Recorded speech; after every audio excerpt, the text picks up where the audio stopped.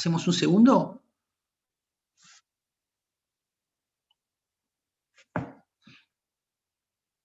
¿Sí? No, profe, todo bien. No, por eso, la cuestión, el foro es precisamente, el objeto del mismo es debatir un temita, ¿sí?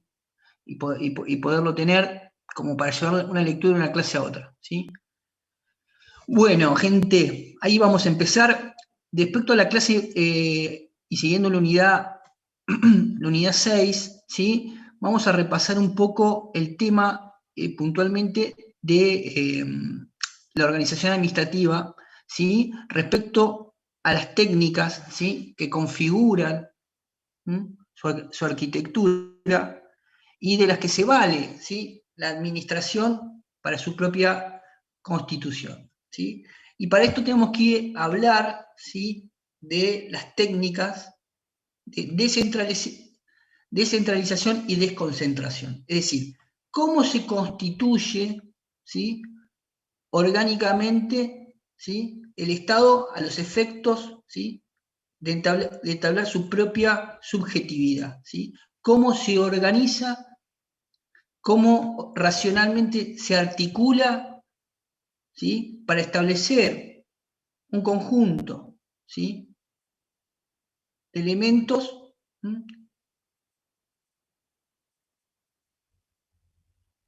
Que propicien la unidad de acción del mismo, ¿sí? Básicamente es cómo se organiza el Estado internamente, ¿sí? En el ejercicio de la división de trabajo, ¿sí? Y de su actividad. Cuando hablamos de descentralización, ¿sí? O de desconcentración, tenemos que partir, ¿sí? Sobre la noción misma de subjetividad o de entidad del Estado como persona, como ya lo había visto, y también tenemos que retomar sobre la base de esa definición, ¿sí? El concepto de órgano, ¿sí? Integrado por un elemento subjetivo, objetivo y material.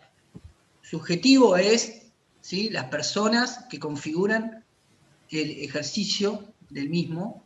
Objetivo, cuando entendíamos que el órgano estaba, ¿sí? Determinado por su competencia, ¿sí? El conjunto de normas que establece la aptitud legal de funcionamiento, sobre la base también de un elemento material, o sea, con los bienes o materiales con que cuenta ese órgano para llevar a cabo su tarea.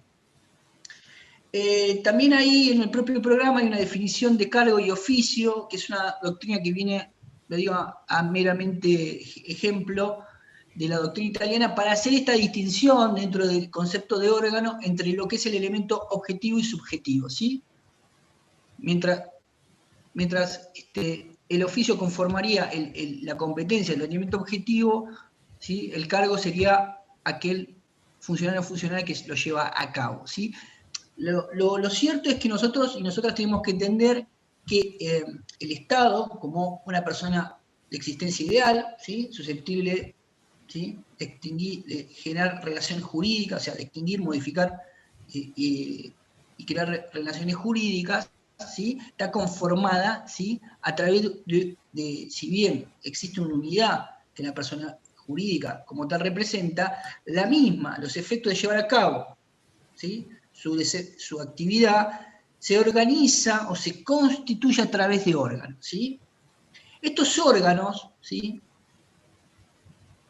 Están articulados bajo un principio fundamental que es el principio de jerarquía, ¿sí? Están articulados, ¿sí? Y subordinados, racional y jurídicamente al respecto, en un orden jerárquico, ¿sí? De mayor a menor, y que tiene implicancias legales fundamentales, además de las funcionales y de administración propiamente dichas. La jerarquía establece esta unidad de acción y permite, en una relación de mando, establecer, ¿sí? La designación de los funcionarios, ¿sí? Por el superior al inferior, después le permite al superior respecto al inferior determinar sanciones, ¿sí? En cuanto también establecer normas de control y dirección, también le permite, sobre la determinación y distribución de competencias, abocarse, como vimos, ¿se acuerdan el concepto? El superior al inferior.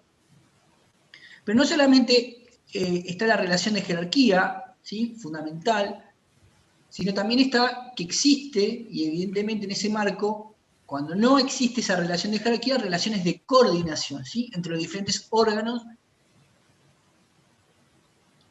Ahora bien, en cualquier caso, estamos hablando que uno o más órganos establecidos en una relación jerárquica o no, porque vamos a ver la conformación, siempre estamos hablando de una misma persona jurídica, ¿sí? De un mismo ente estatal.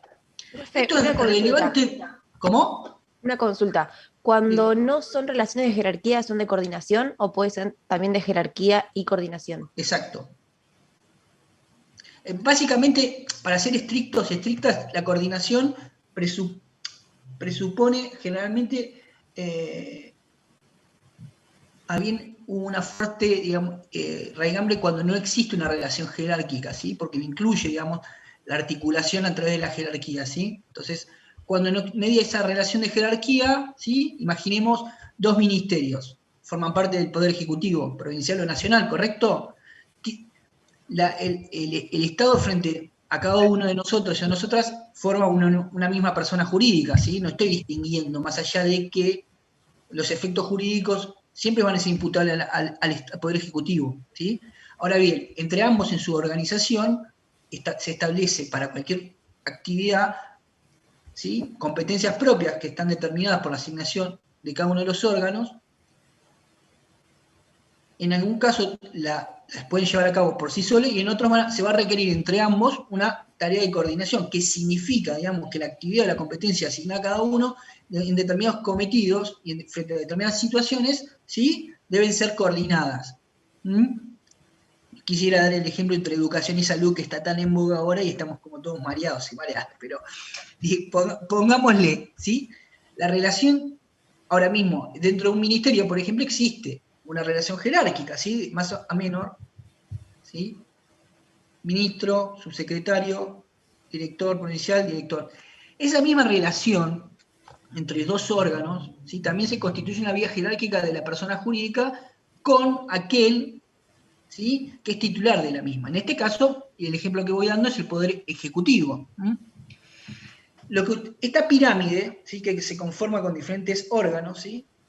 Hago esos redonditos, pero que constituyen esta pirámide, sobre todo esta pirámide en función de remarcar la relación de jerarquía, que responde, digamos, muy básicamente este principio legal y conceptual a una organización racional de la administración, ¿sí? Tenemos que dividir trabajo, presuponen siempre la existencia de una persona jurídica, ¿eh? Es decir, un cuerpo con sus órganos, para decirlo una ilustración no muy sofisticada, ¿sí? ¿Correcto? Ahora bien, al principio de la charla yo hablaba de técnicas de organización y hablé de descentralización y desconcentración. El Estado, por su complejidad, ¿sí? De funcionamiento, ha requerido y replegado, ¿sí? Dos formas de distribuir su actividad, ¿sí? Constituyendo y determinando de forma permanente competencias específicas. Cuando nosotros hablamos de desconcentración, ¿sí? Significa, ¿sí? La asignación sobre la base legal. Me esperan un segundito, me están mandando un. Me esperan un segundito el trabajo, perdón, un segundito. Perdón. Que tengo que. Un segundito. Perdón. Perdón.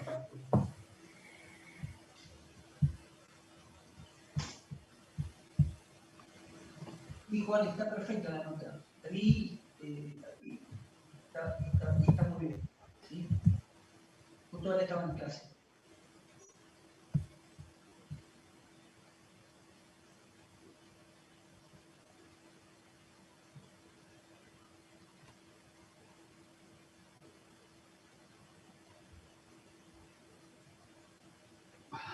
Perdón. Ay.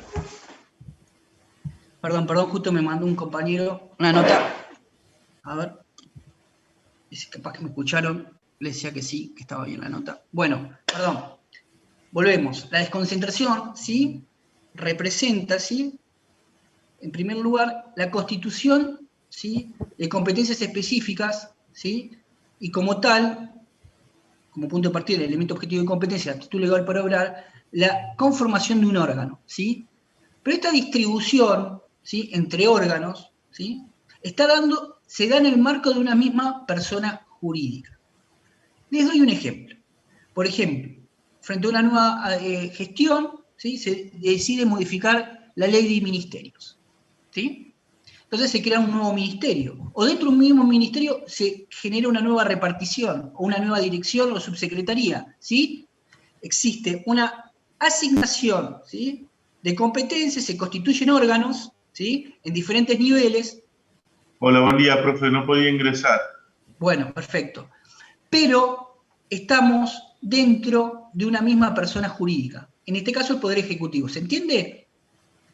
En la misma persona que muta y constituye diferentes órganos en su propia organización. Decimos que órganos, porque modificación, este nuevo ministerio, esta nueva subsecretaría, secretaría, depende de dónde se produzca, ¿sí?, va a constituir en un órgano, ¿sí?, o incluso un órgano nuevo, alguno preexistente con nuevas funciones, ¿sí?, no necesariamente tiene que ser uno nuevo. Esta técnica se llama desconcentración, ¿sí?, que configura la distribución, ¿sí?, de competencias asignadas a órganos. Lo cual puede implicar la constitución de un nuevo órgano o la reformulación de uno existente. ¿Se entiende? Lo que antes le correspondía a otros puede pasar a otro, ¿sí?, reorganizarse. Lo que tenía tal órgano, Juan Ascune, lo tiene ahora Magdalena, otra subsecretaría, o se fusionan, ¿sí?, o se constituye un nuevo órgano, ¿sí? ¿Se entiende? La cuestión es, básicamente, que esa distribución de competencias y constitución de nuevos órganos u órganos reconfigurados, ¿sí?, representa una técnica que utiliza la administración, ¿sí?, para su organización, ¿sí?, sobre la base de que esa distribución de competencias se determina en la misma persona. Por supuesto, hemos ido avanzando en la complejidad, volumen, complejidad de actividades y volumen del Estado, que requirió ya no solamente la distribución de competencias sobre una misma persona, sino generó la necesidad, por múltiples factores, básicamente por estos que le acabo de señalar, la necesidad de que existan otras personas jurídicas públicas, ¿sí? Es decir, la descentralización que representa ya no solamente la transferencia y constitución de una nueva de asignación de competencia, sino que presupone además, ¿sí?, la constitución de una nueva persona jurídica estatal, ¿sí?, una nueva persona que significa con un nuevo centro de imputación de derechos y obligaciones. Cuando hablamos de descentralización, esta pirámide, ¿sí?, se constituye en otras más pequeñas. ¿Se entiende? Hay otras personas. Es decir, tienen un punto en común, es que ambos son personas de derecho público. La administración Juan, va a tener... Sí. Una pregunta, a ver si estoy entendiendo bien, porque ahí me perdí un cachito. Sí, por favor. Y esto o sea, estos nuevos órganos que se crearían, nuevo órgano o un órgano preexistente que se reorganiza. Sí, se reconfigura la competencia. Reconfigura, perdón. ¿Esos Sí, son sí. ¿Esos serían las nuevas personas jurídicas? No, yo estaba hablando de la desconcentración.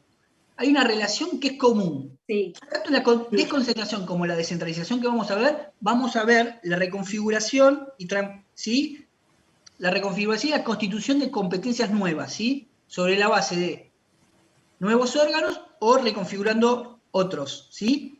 En todo caso hay una transferencia de competencias, la asignación de competencias, ¿sí?, el elemento objetivo, ¿correcto?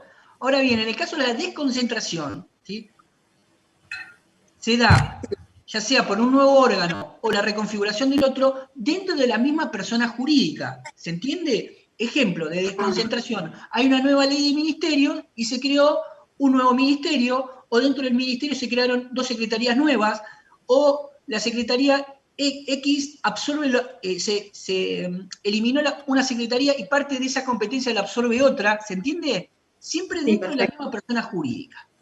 ¿Sí? Ahora sí, Competencia. Ahora, cuando hablamos de descentralización, hablamos de ese mismo proceso, pero al cual cabe añadir, con las consecuencias jurídicas eso que tiene, que además de la distribución de competencia, presupone la constitución de una nueva persona jurídica, ¿sí? En donde se van a establecer competencias nuevas y quien va a estar a cargo ya no es un órgano, sino es una persona jurídica pública, ¿sí? Capaz esa persona de llevar a cabo esas competencias sobre la base de ser titular de una personalidad jurídica propia. ¿Se entiende? Capaz de contraer obligaciones y ejercer derechos. Si tenemos la administración grande, ¿sí? Se constituye en paralelo, dentro de la misma órbita, por supuesto, de la administración, un nuevo sujeto de derecho. ¿Sí? ¿Sí? ¿Se entiende?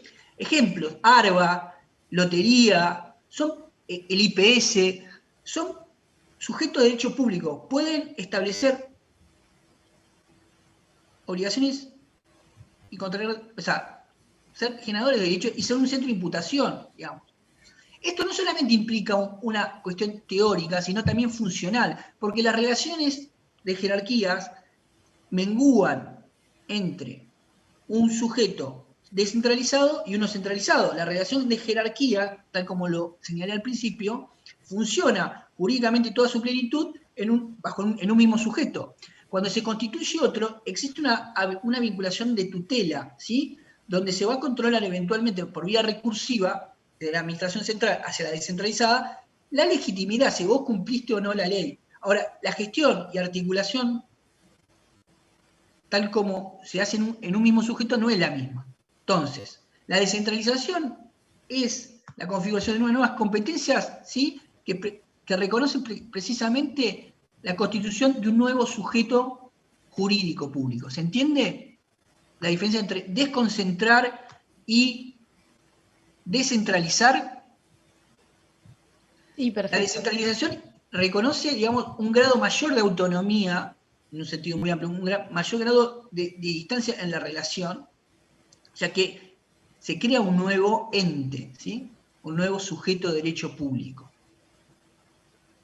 ¿Sí? Imaginen esta torta de competencias, mientras de ponerla en la misma bolsa, en este mismo triángulo, ¿sí? Que constituye un sujeto, la administración, que es la administración centralizada, que es la mayor y la más fuerte, por razones operativas, por razones históricas, etcétera, etcétera, se decide en el seno de la administración, además de la configuración de una competencia nueva, ¿sí? Que esta misma esté motorizada no por un órgano solamente dentro de la administración central, sino que esté, ¿sí? Sobre la base de una nueva persona de derecho público, ¿sí? Esta relación establece un vínculo no ajeno a un control, porque siempre la administración central tiene algún tipo de control sobre la centralizada, ¿sí? Por ejemplo, en que la designación del titular o la titular de ese ente descentralizado, la posible intervención del mismo, pero eso le genera a la nueva persona un elemento fundamental, que es la autarquía. ¿Qué significa la autarquía? La posibilidad de administrarse por sí mismo, ¿sí? Y también la capacidad de tener una personalidad jurídica, de contraer obligaciones y ejercer derechos por sí solo. Ejemplos, dije, la IPS, ARBA, ¿sí? Son entes descentralizados, ¿sí? No forman parte de la administración central estrictamente. ¿Se entiende la diferencia entre desconcentración y descentralización? La relación no es la misma, porque presupone, aun cuando se asigne en la arquitectura de división del trabajo, la asignación de una nueva competencia, en una es solamente eso y en otra presupone además, ¿sí? La configuración de la misma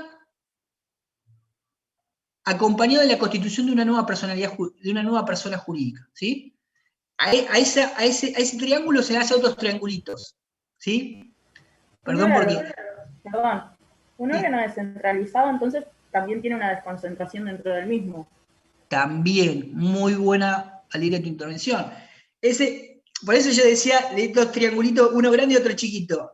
El propio órgano descentralizado replica en otra escala más pequeña las mismas relaciones de desconcentración y jerarquía y gestión que la administración central. ¿Se entiende?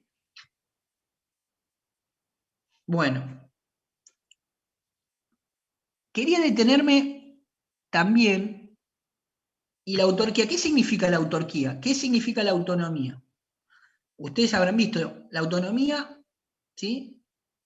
Significa no solamente significa dictar sus propias normas de funcionamiento. Autarquía sería propia administración, se administra a sí misma. Exactamente, ¿sí? Pero las normas de su constitución y creación no son determinadas por el propio sujeto, ¿sí? Ese es un elemento autárquico.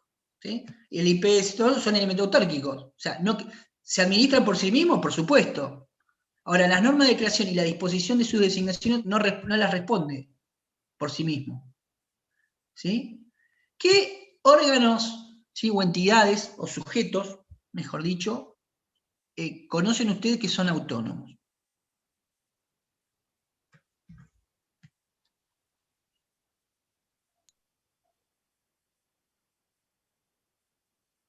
De Economía. ¿Cómo? Ministerio de Economía. ¿Eso es un ente autónomo? Eso es un órgano de la administración centralizada. El IOMA, por ejemplo. IOMA es un ente descentralizado. ¿La universidad no es autónoma? Ah, me gustó, ¿eh? Muy bien, muy bien. ¿Los municipios qué son? Sí, pero hay una discusión si los municipios son autónomos. Ah, bueno, por supuesto, claro. Digamos, porque la autonomía o autarquía, tanto como la descentralización, y voy un poquito para atrás para no confundirlos ni confundirla, la descentralización puede ser funcional, ¿sí? Por ejemplo, necesito que ARBA sea la gestión de los tributos que tenga, digamos, un ente específico, ARBA, o que la gestión de las prestaciones de salud sea por una persona determinada, o en la administración y gestión del juego por otra lotería, ¿sí? Una descentralización funcional. Pero también dentro de la descentralización la misma puede ser también territorial. Es decir, crear sujetos, ¿sí? En función no solamente de sus competencias, sino distribuidos de acuerdo al territorio. La autonomía y la autarquía son dos conceptos permanentes del derecho público, tienen que ver obviamente con la constitución y el rango, ¿sí? De los sujetos. Siempre que vamos a hablar de autarquía y autonomía estamos hablando de sujeto de derecho público, existen. Por eso le decía a Guillermo que no era el ejemplo, porque, a ver, el ministerio es un órgano, pero no está dotado de personalidad jurídica. ¿Sabes qué tiene la personalidad jurídica? ¿Qué es el ministerio? Es un órgano importantísimo, pero del Poder Ejecutivo, de la Administración Central, ¿sí? IOMA está dentro de la órbita de la administración, sí, de la administración descentralizada, ¿sí? Al director de IOMA lo determina o lo designa el Ejecutivo, lo puede llegar a intervenir, pero no tiene la relación directamente jerárquica, ni la jerarquía, ni el control que tiene como un órgano que forma parte de su administración propiamente dicha.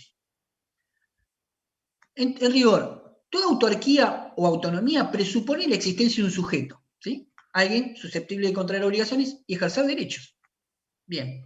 Ahora bien, al distinguir los conceptos estamos hablando con una originalidad, soy Heidegger, filósofo, que estamos hablando de dos cosas diferentes, digo. Entonces, analicemos qué significa una cosa y la otra. La autonomía, por supuesto, presupone la capacidad de administración, pero además, ¿sí? Presupone la posibilidad de dictar sus propias normas de funcionamiento. No solamente yo me administro, sino yo establezco cómo debo administrarme y en qué manera, ¿sí?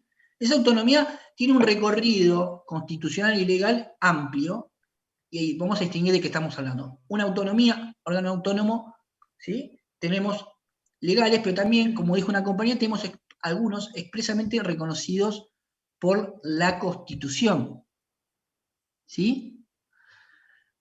un órgano autónomo territorial con el diferente contenido y alcance de qué se entiende por autonomía, larga discusión, Ribedamar, Rosario, Constitución 94, cada organización de dicho público local son los municipios. No nos vamos a meter ahí con eso. Pero sí quiero detenerme en un órgano, como dijo la compañera, que tiene previsión constitucional, ¿sí? En el artículo 75, que son las universidades. ¿Sí? ¿Se acuerdan en qué artículo está de la Constitución?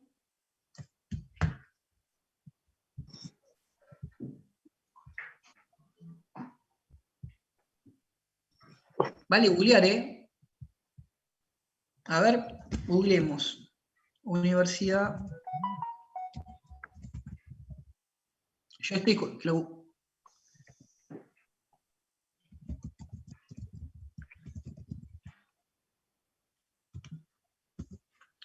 ¿En dónde lo tenemos?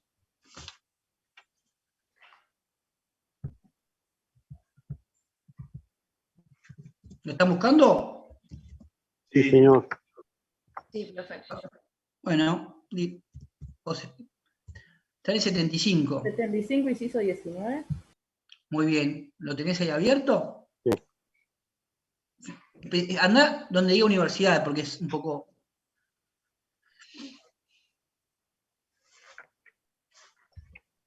Acá lo tengo, ¿quiere que lo lea? Sí, por favor. Perdón que te escucho. Acá.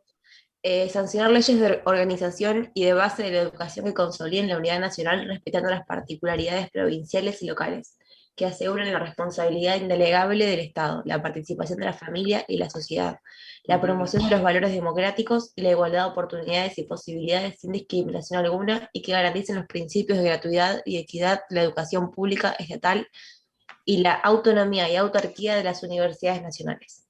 Opa, ¿qué vemos acá? Están los dos términos en las universidades. Por eso es medio...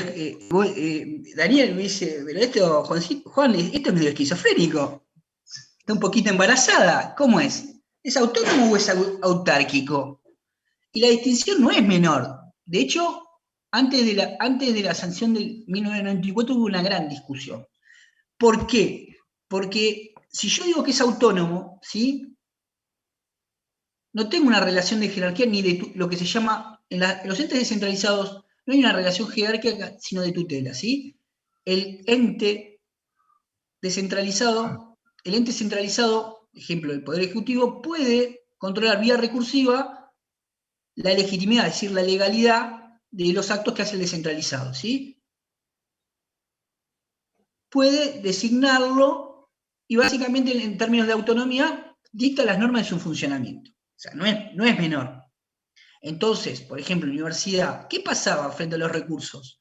Yo tenía que, incluso en la ley de procedimiento administrativo antigua se establecía que por vía del artículo 74 se establecía la persona que agotaba los recursos internos en la universidad tenía la posibilidad de ir a la instancia judicial o en alzada. O sea, significa ir ante el Poder Ejecutivo. O sea, que el Poder Ejecutivo estaba controlando a la universidad. Incluso más les digo, si fueran autárquicos frente a una cuestión, ¿sí?, de conflicto, por ejemplo, entre el Ministerio de Educación y Universidad, ¿cuál sería, si fuera, en este caso no autónomo, sino autárquico? El superior, que sería el Poder Ejecutivo. ¿Sí? Eso es una discusión muy importante. Entonces, ustedes verán, desde 1918 en adelante, que está muy arraigado el concepto de autonomía también en la universidad, ¿sí? O sea, no es un ente descentralizado común y corriente. Intuitivamente estamos hablando. Entonces, esa distinción es fundamental.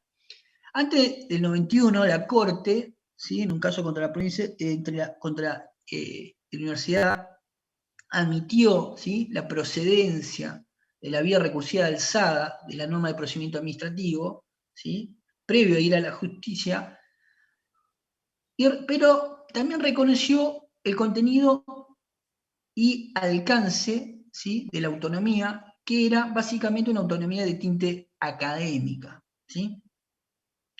Entonces, un poco como... Profe, ¿es un fallo del 93?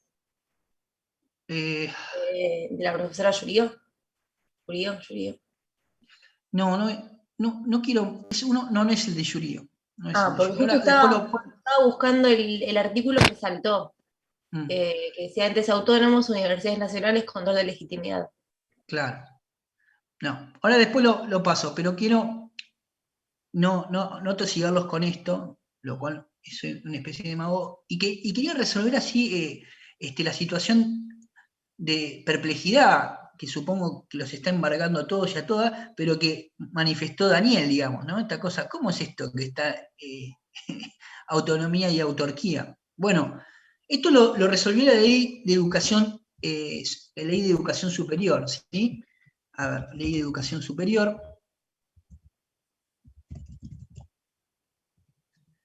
La ley de educación, en un capítulo específico, nos va, ¿sí? Del año 1995, a saldar esta discusión, ¿sí? Y esto quiero, cuasi dogmático, que lo lean, ¿sí?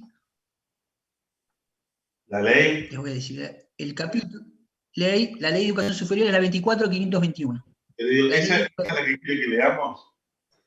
Ya te digo, un segundito.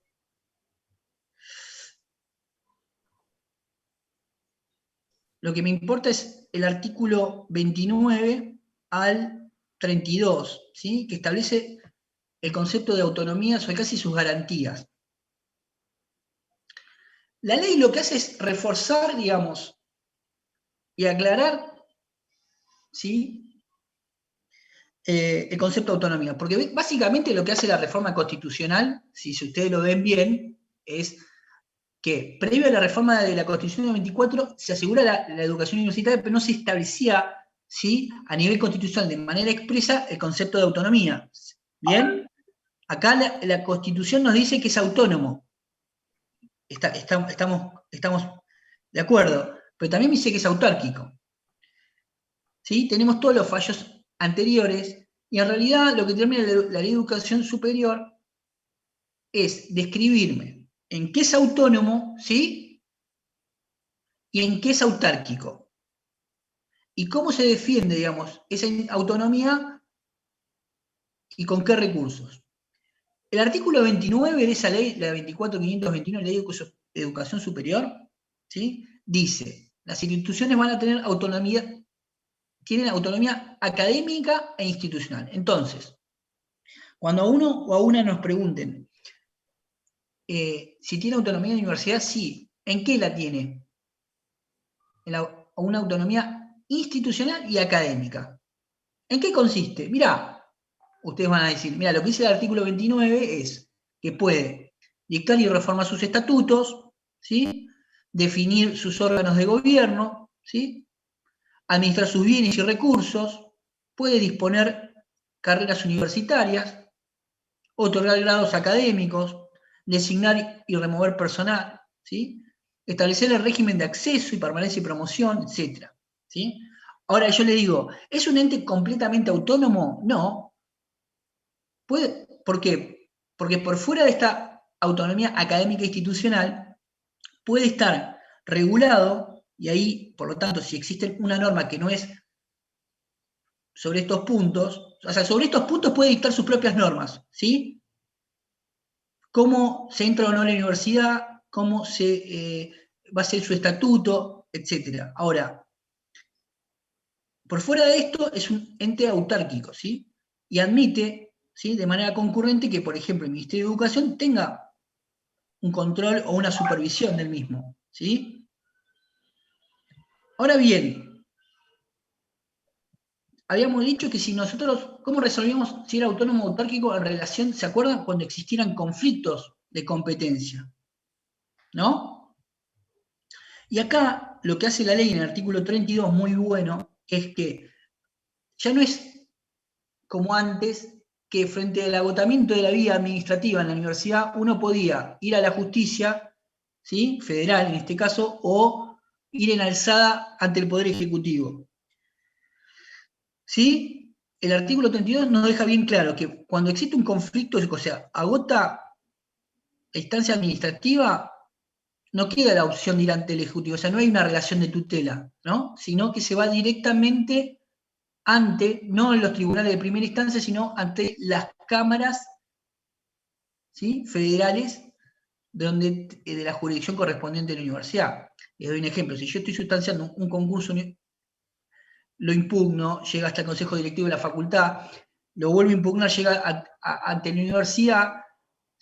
Bajo el anterior régimen yo tenía la posibilidad de seguir, ir al Tribunal Federal o hacer un recurso alzado, o sea, reclamar la legalidad de ese acto ante el Poder Ejecutivo, en este caso representado por el Ministerio de Educación. Bueno, actualmente no, agotado la instancia en la universidad, se va a lo federal, ¿sí? ¿Esto qué representa? Es un fortalecimiento al manejo autonómico de la universidad, ¿se entiende? No hay una relación de tutela propia de una relación jerárquica, ¿se entiende esto? Frente al conflicto, no hay un superior que me va a... sino va a ser, y quien lo va a determinar va a ser la justicia. ¿Se entiende eso? Otra garantía fundamental, por ejemplo, son dos más que asegura la ley. Una es, la fuerza pública no puede entrar a la universidad, sino es mediante una autorización judicial del juez o jueza federal competente. ¿Sí? Y únicamente, y otra garantía fundamental que está en el artículo 30, es que la intervención, ¿se acuerdan que yo les dije una de las facultades propias de la relación de tutela entre el organismo centralizado y descentralizado es la posibilidad de intervenir? ¿Sí? Acá las intervenciones están muy bien reguladas en el artículo 30 en las universidades. Entonces, establece que va a ser únicamente de manera excepcional, ¿sí? Y únicamente no por el Ejecutivo, sino instancias del Congreso, y en caso de que esté en receso al referéndum del mismo, y por causales muy específicas, que son 3. Conflicto insoluble, que haga imposible su normal funcionamiento, grave alteración de orden público, manifiesto incumplimiento de la ley. Por supuesto, como verán, son conceptos jurídicos indeterminados, o sea, hay que ver cada caso, ¿no? La textura de la... Pero lo cierto es que la intervención no es por parte del Ejecutivo, sino a instancia del Congreso de la Nación, ¿sí? Y si lo hace el Ejecutivo, cuando el Congreso no esté sesionando, va a ser al referéndum. Y por estas 3 causales. ¿Queda claro el estatus de la universidad? Que pues es autonómica, institucional y académica, ¿sí? Con el contenido del alcance del artículo 29, que existen, digamos, delimitaciones a la relación con el Ejecutivo de 3 maneras. Uno, respecto a la intervención de la fuerza pública. Otro, fundamentalmente, las causales de intervención y cómo va a ser intervenir y por quién, en este caso únicamente por el Congreso, de manera excepcional por causas determinadas. Y frente a los conflictos de agotamiento de la vía administrativa, la resolución no existe por vía del Poder Ejecutivo o una organización administrativa, sino va a ser directamente residenciable ese conflicto en la sede judicial. ¿Queda claro? La universidad, el lugar donde nosotros habitamos. ¿Sí? Sí. Perfecto. La ley 24.521, les pido que estos 3 artículos, esta concepción y el 75, inciso 19, lo tengan muy claro. ¿Sí?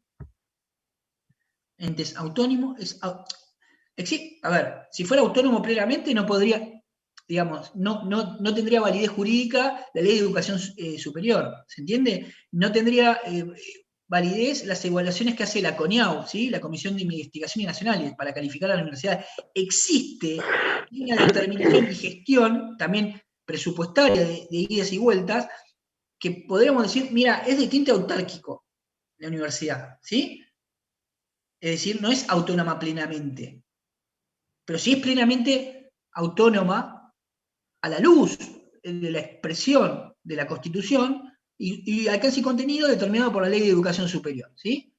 Y para quedarnos tranquilos que por fuera de lo institucional o académico, ¿sí?, tenemos 3 limitaciones que hacen a la típica relación de tutela que existe entre descentralizado y descentralizado, que no es una relación jerárquica entre un ente descentralizado y descentralizado, ¿sí? Pero acá, por ejemplo, no lo interviene el Ejecutivo, sino el Congreso de la Nación o el Ejecutivo de referéndum, y por 3 causales, no puede ser intervenido por la fuerza pública, sino a instancia de un juez competente, y frente a la resolución de los conflictos, solamente va a ser resuelto por la Cámara Federal de Apelaciones, ¿sí? Entonces, la Constitución y la ley, digamos, dan cuenta de un Profe, que gran... a su vez el artículo 30, que dice el tema de la intervención, dice que a su vez tampoco nunca va a poder menoscabar la autonomía académica. Exacto. Así como que también Exacto. la protege, digamos. Exactamente. Y muchas gracias por la aclaración. Bueno, muy bien. Ahora vamos a otro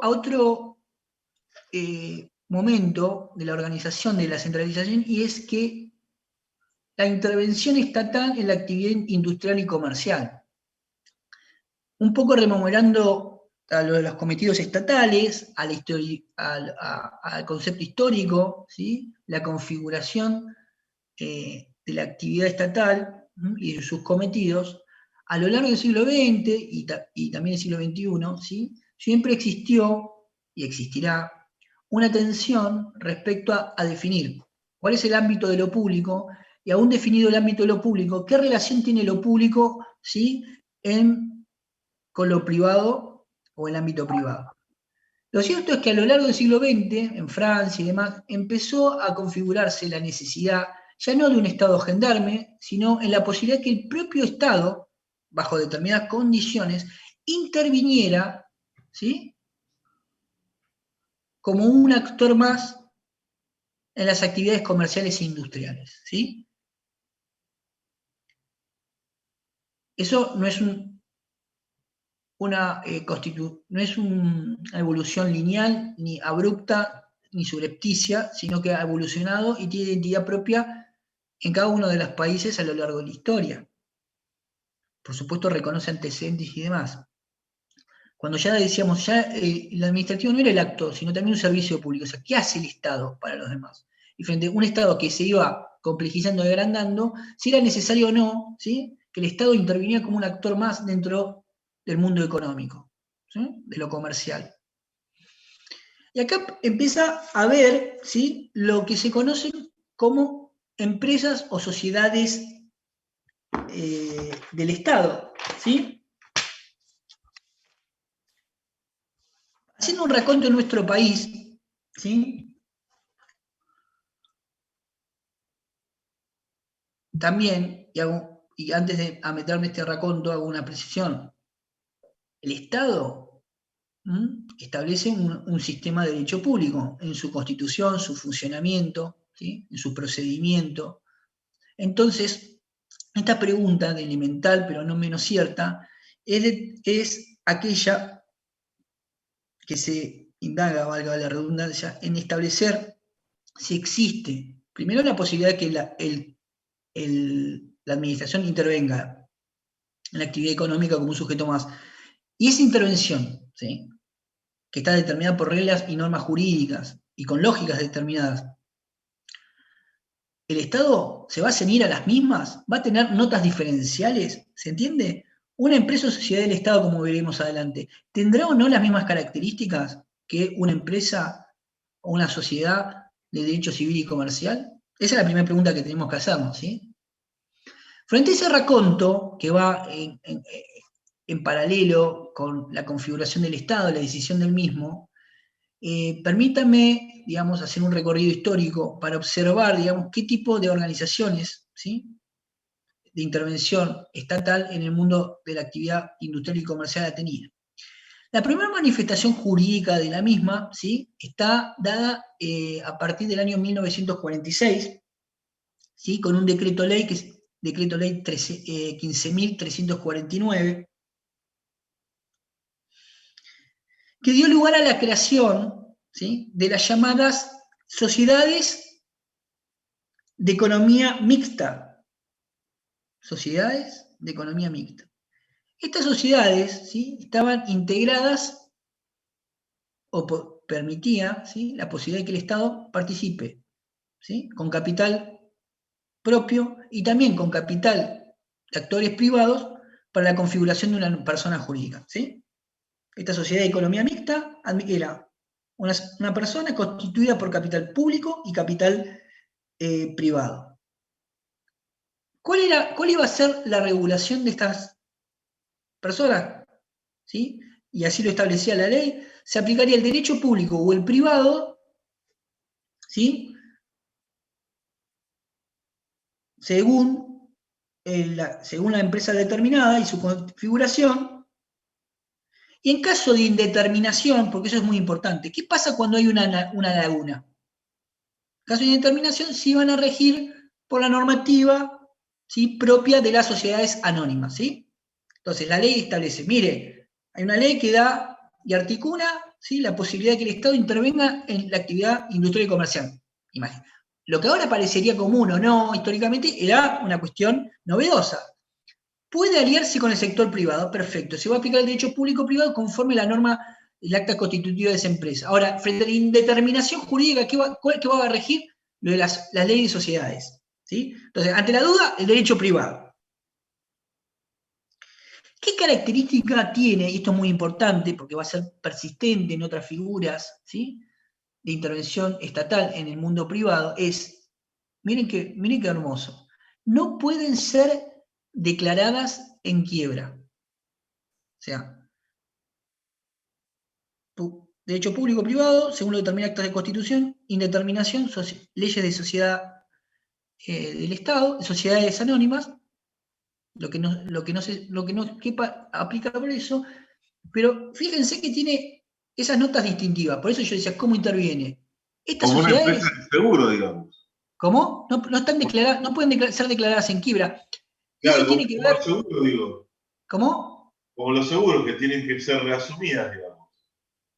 Sí, el origen de esto es un principio casi, digamos, dogmático, para ser un poco preciso, en que el Estado nunca puede quebrar,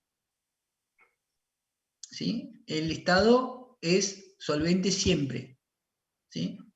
Porque es la misma constitución desde la legalidad del sistema económico, no puede quebrar, ¿sí? Obviamente, a lo largo de la historia, cesaciones de pago y quiebra de sentido estricto existe, pero eso no. Entonces, estas sociedades no podían ser declaradas en quiebra, ¿sí?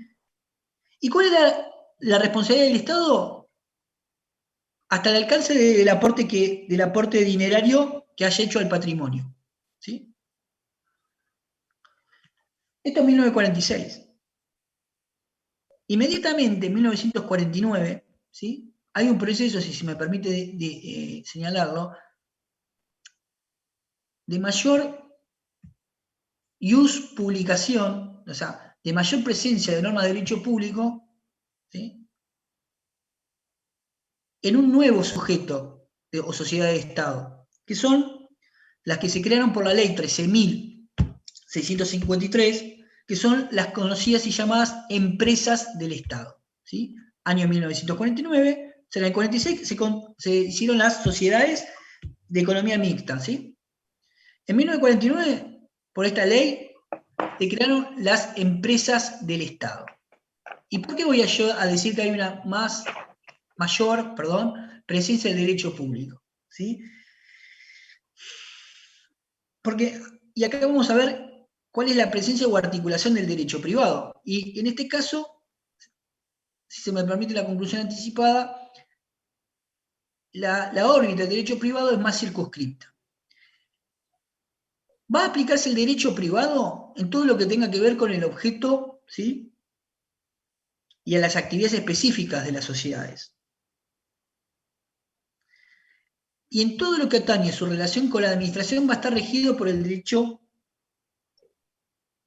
público o al servicio público al cual está constituido. ¿Sí? Entonces, ¿No se repite por favor? sí. Empresas del Estado, 1949, ¿sí? Se va a aplicar el derecho privado en todo lo que tenga que ver con el objeto de su actividad específica. Imagina una empresa del Estado que se dedicaba a hacer autos. ¿Sí? Todo esto que acabo de decir existió, ¿eh? 1949 estamos hablando, ¿sí? Y va a regir el derecho público en todo aquello atinente al manejo de esa empresa con respecto al servicio público o al servicio público al cual esté adherido. Miren qué diferencia.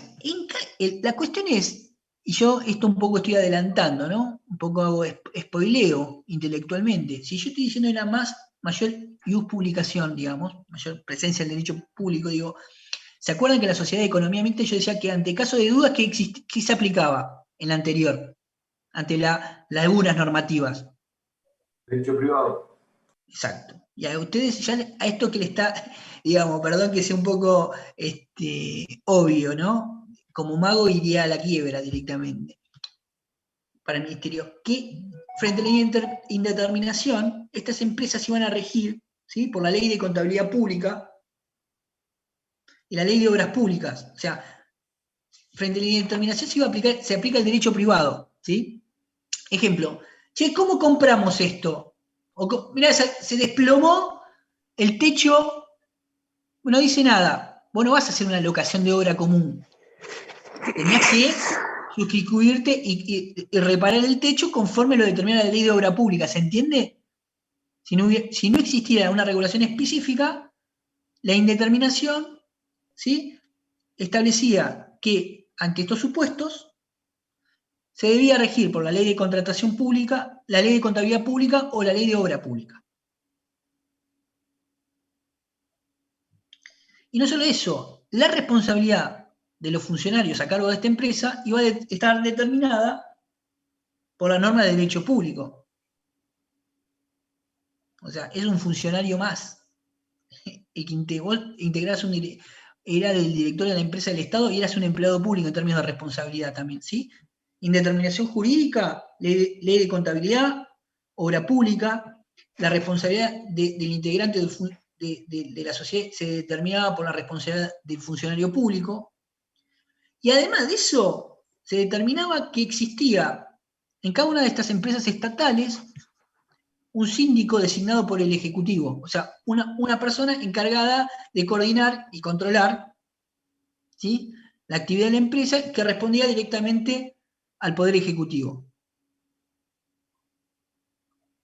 ¿Qué cosa maravillosa permanece ahí con un hermoso rasgo característico que ya lo habíamos señalado en la anterior?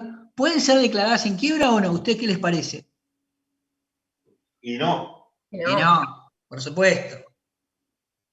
Viva el Estado. Mientras estén en participación del Estado, va a ser imposible que se presente la quiebra. Exactamente. Bueno, muy bien.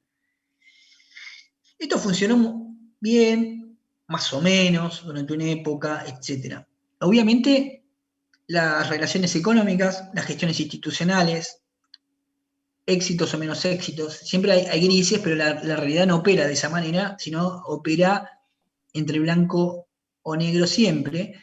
Lo cierto es que con el paso del tiempo, especialmente llegando a la década del 70, este tipo de organización, ¿sí?, jurídica de intervención estatal a través de las empresas por esta ley, resultó inadecuada o insuficiente, o en todo caso, la propia dinámica de la regulación y gestión estatal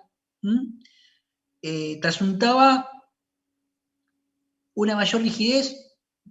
No sé si eso es una cosa mía, lo estoy pensando ahora en el aire, más que mayor rigidez, otra lógica, ¿sí?, que lo hacía menos competitivo, ¿sí?, frente a otros actores del sector privado, ¿sí?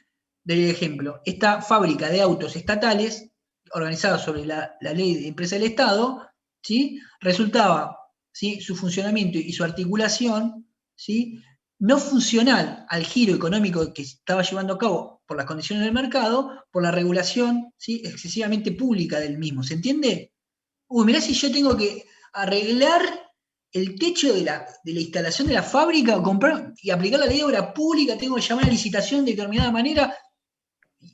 ¿Cómo lo resuelve Chevrolet al lado? Llamó directamente, ¿sí? ¿Cuánto tardó Chevrolet? Lo hizo en un mes. Vos con 6 meses. ¿Sí? Entonces, lo que funciona, digo, para un hospital no funciona para una fábrica de autos. ¿Sí? dando un ejemplo. Eso llevó a que en el año 72, en la ley 19.551, previo a la 24.522, la 19.550, perdón, la ley de sociedades vieja, estableció una nueva figura que es la sociedad de, ¿cómo se llamaba? Las sociedades anónimas con participación estatal mayoritaria. La nueva ley creó una nueva figura, ¿sí? Las sociedades anónimas con participación estatal mayoritaria. ¿Cuándo se constituye ella? Cuando tuviera el Estado más del 51% o 51% del capital, ¿sí? El objeto y la normativa que iban a insuflar en la actividad era la de derecho de sociedades, o sea, el derecho privado, ¿sí?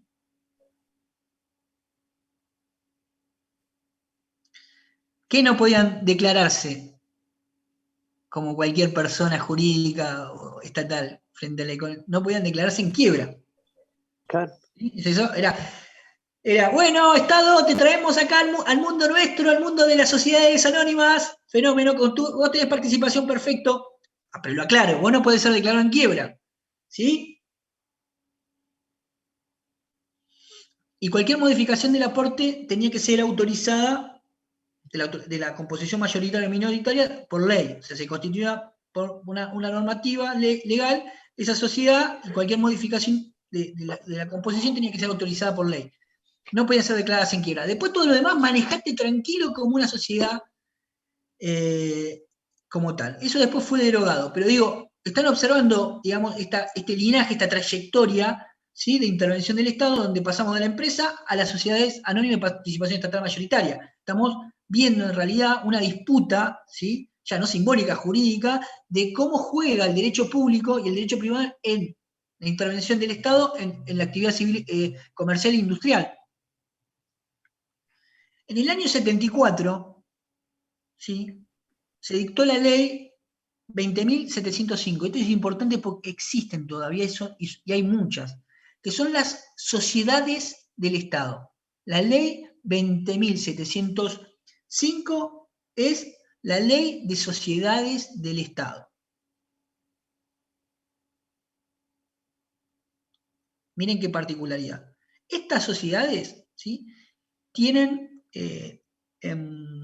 por objeto de desarrollar actividades industriales o comerciales o explotar servicios públicos, pero con exclusión de toda participación privada. O sea, cuando hay una sociedad del Estado no hay privado en su composición accionaria, ¿sí? El único... Perdón, ¿tienen por objeto? Tiene por objeto desarrollar actividades de carácter industrial o comercial, ¿sí?, con exclusión de todo capital privado. ¿Queda claro, Daniel? O sea, ahora, fenómeno. Esta es una particularidad interesante, ¿no? Bueno, es casi como la empresa del Estado, me van a decir. No es lo mismo que la sociedad anónima de participación estatal mayoritaria, acá no, o la empresa mixta, acá no puede intervenir otro. Pero tiene novedades respecto a, por ejemplo, la empresa del Estado. Y es la siguiente. Frente a la indeterminación normativa, frente a las normas aplicables, ¿a ustedes qué les parece que va a regir? Ya en un mundo más... Seguramente el derecho público, pero presumo que el derecho privado. Exactamente. Es lógico que el derecho público, pero que no. Claro. Dice, entonces, con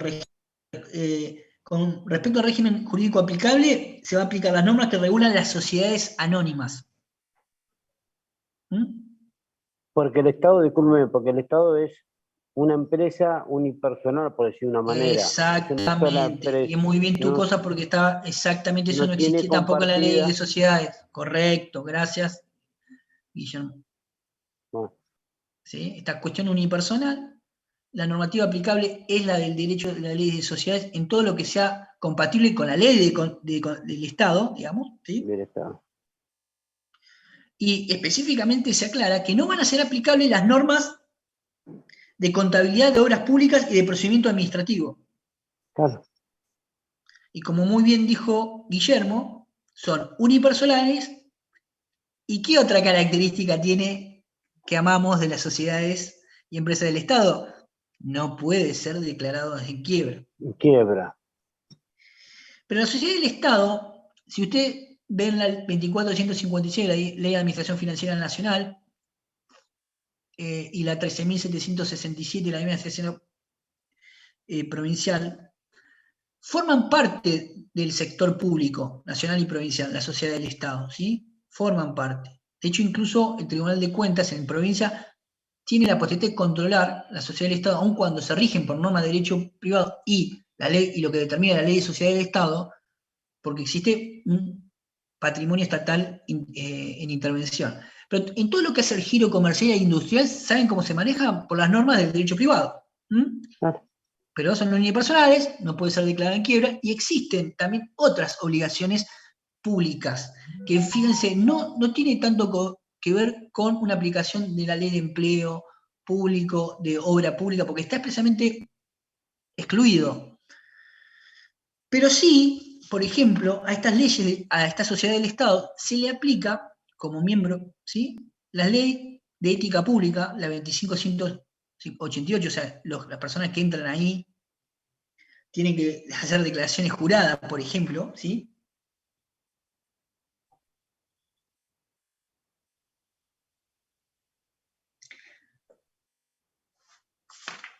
Y... ¿Cómo que se les aplica la ley de obra pública? ¿Sí? No se le aplica.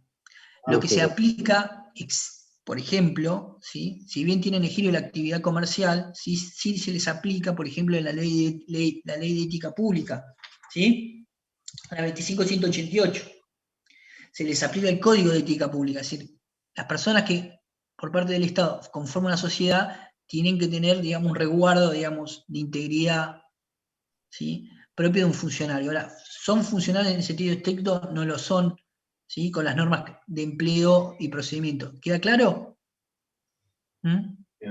Este mix, se dan cuenta en la sociedad de Estado, es, digamos, fortalecer, digamos, la presencia estatal, digamos, establecer un vínculo de derecho público, sin su designación y constitución, pero que la intervención sea, en la medida de lo posible, y hecha estas salvedades, lo más parecido, ¿sí?, tanto en su constitución y en su funcionamiento de actividades, a lo normal y regido por el derecho privado. ¿Por qué? Porque este tipo de actividades constituidas en sociedad del Estado como tal, ¿sí?, requieren de una lógica lo más similar, ¿sí?, al mundo jurídico al cual interviene, que está atravesado y regido específicamente por las normas de derecho privado. Les doy ejemplos. Por ejemplo, TELAM. Ahí yo les hice un mapa del Estado, se les puse, que dicen, es un choclazo, a ver si lo tengo abierto acá. A ver, mapa del Estado, ¿no? Tenemos la Casa de la Moneda, o sea, la que imprime los billetes, ¿sí? ¿Sí?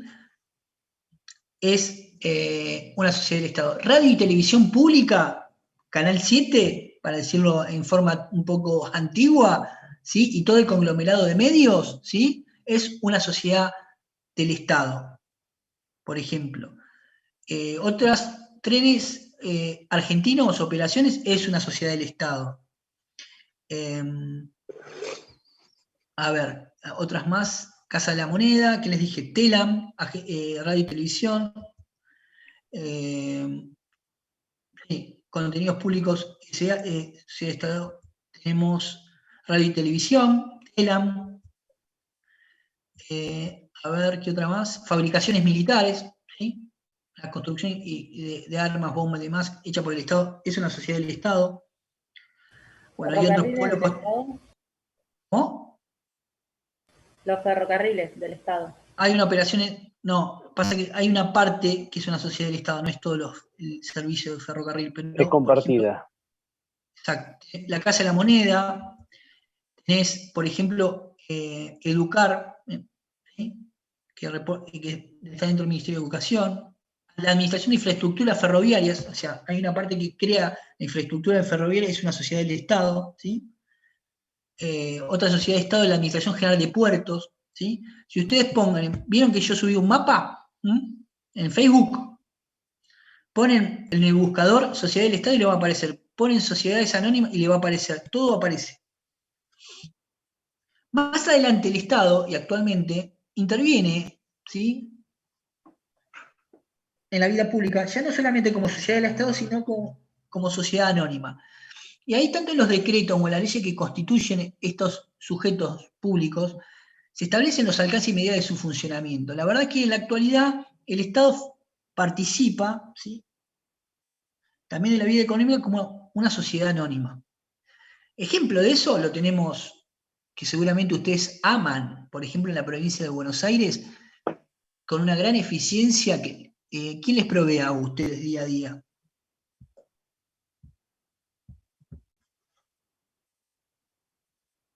¿Cómo la factura llega a nombre de quién? APSA.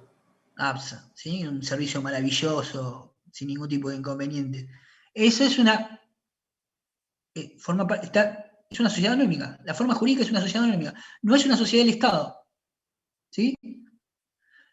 La ley y el decreto que determina la determinación de bolsa establece ciertas condiciones. Puede hacer lo que quiere con el dinero, no porque tiene control del Tribunal de Cuentas, porque forma parte del sector público provincial. ¿Cuál es la forma jurídica? Es una sociedad anónima. Se maneja como una sociedad anónima.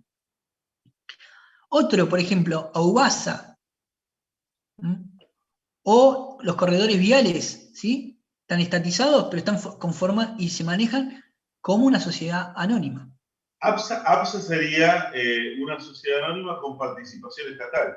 Toda. Y creo y una parte con los empleados. Pero básicamente es la participación del Estado. Pero es una sociedad anónima. ¿Sí? No hay una figura específica. ¿Se acuerdan la del 72? No, es una sociedad anónima. Pero discúlpeme, consulta. ¿Eso no? no es a través de un contrato que ha hecho el Estado provincial con APSA para suplir una función del Estado? Si vos lo pensás, estamos hablando de dos sujetos diferentes. O sea, ahora hay una relación de... Sí. No, siga. ¿Se acuerdan que estaba privatizado? Bueno, eso reasumió el Estado, ¿sí? La provisión de agua. Y lo que hizo fue, mientras de gestionar la provisión del servicio de agua por un privado, lo hizo a sí mismo, ¿sí? En este caso constituyó ese sujeto jurídico, ¿sí?, bajo la ley de sociedades anónimas. Su integración y su capital, ¿sí?, está constituido por fondos y por funcionarios designados capital público y funcionarios designados por el derecho, por el Poder Ejecutivo Provincial. Ahora bien, la organización y funcionamiento de la misma es la de la ley de sociedades anónimas. ¿Sí? ¿Queda claro? Está bien. Y también hay sociedades anónimas en el ámbito nacional, por ejemplo, la Corporación Puerto Madero. Existen. El Estado también participa, quiero dar cuenta, como una sociedad anónima común y corriente, ¿sí? Como bien dice Balbín, por supuesto, no es lo mismo, aún cuando se manejara y esté constituida y articulada como una sociedad anónima cuando quien interviene y es titular el Estado, ¿sí? Y eso tiene que ir en que para no llegar a una sistematización generalista que termina por ser, digamos, errada, a esto, que cada persona, específicamente cada sociedad anónima, ¿sí?, perteneciente al Estado, tiene que ser estudiada individualmente, porque no hay una regla común en términos de alcances y determinaciones, ¿sí?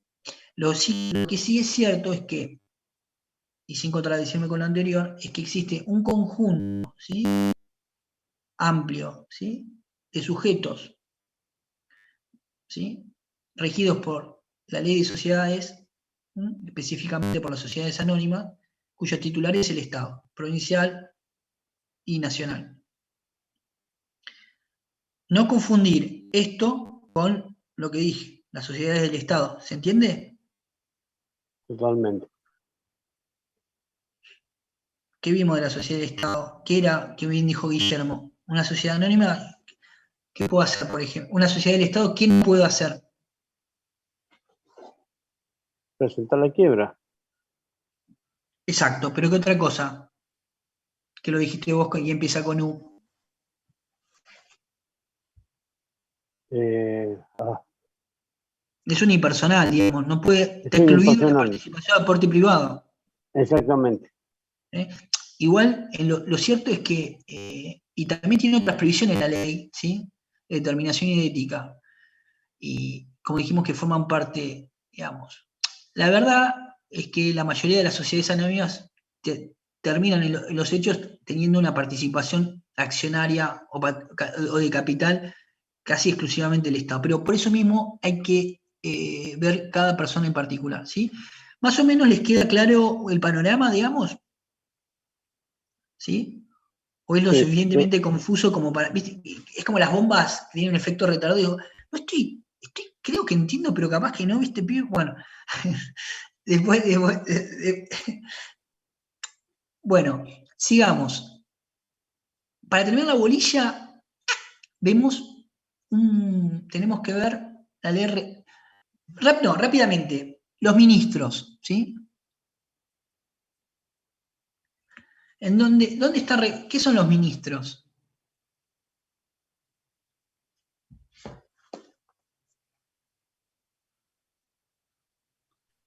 Hay como una canción, hoy amor divino. Na, na, na, na, na. Perdón, a veces. No. ¿Sí? ¿Dónde está el Poder Ejecutivo, más o menos? ¿Qué artículo? ¿Qué son los ministros? Las ministras. Ministro de Seguridad de la Nación, yo me voy macheteando. Ministro de Seguridad de la Nación, Ministro de Economía, Ministro de Salud de la Nación. Macanudo. ¿Qué hacen? ¿Tienen personalidad jurídica propia? ¿Son un sujeto de derecho público los ministros? La ministra, el ministro.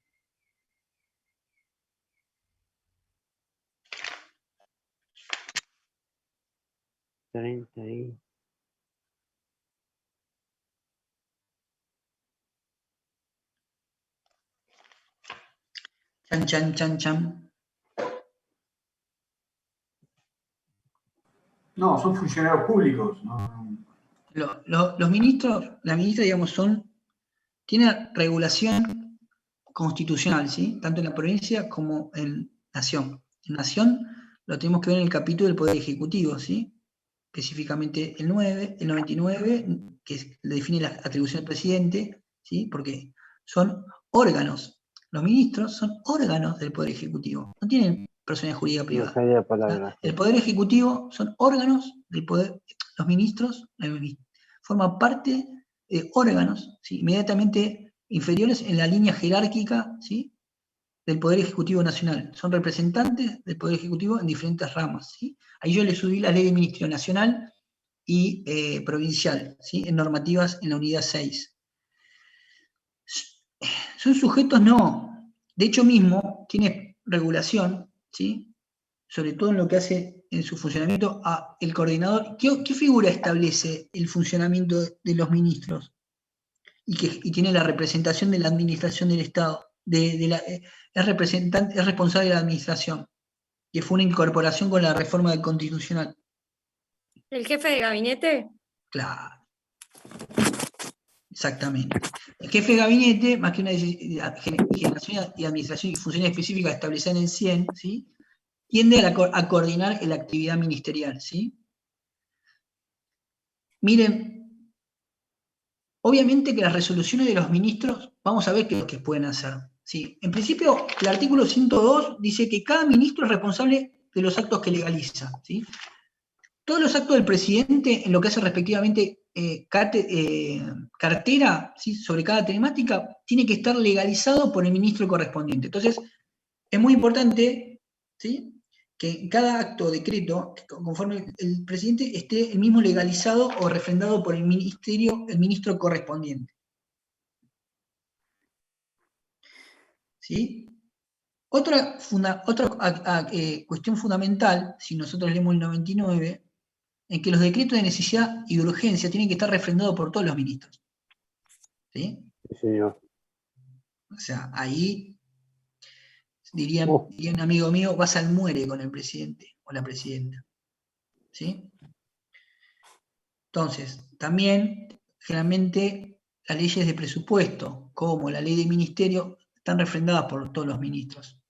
Pero específicamente, como previsión constitucional, ¿sí? El acuerdo tiene que estar por todos ellos cuando se dicta los decretos de necesidad y urgencia. ¿Pueden ser removidos los ministros, las ministras? Sí. Exactamente. ¿Quién los destituye? El presidente de la Nación, que es el que lo designa. Primero, sí. Pero si el presidente...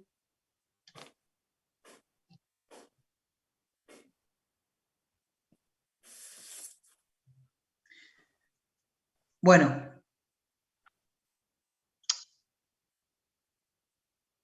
les voy a leer el 101 de la Constitución. La novela de... Son varias novelas de Proust, En busca del tiempo perdido. No, nosotros vamos en busca de los artículos perdidos de la Constitución.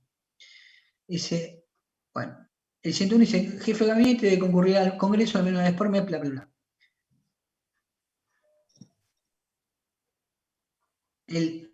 Puede ser, el jefe de gabinete estoy hablando, perdón, lo dije muy genérico. Puede ser interpelar los efectos de tratamiento de una moción de censura por el voto de la mayoría absoluta de la totalidad de los miembros de cualquiera de las cámaras y ser removido por el voto de la mayoría absoluta de los miembros de cada una de las cámaras. ¿Sí?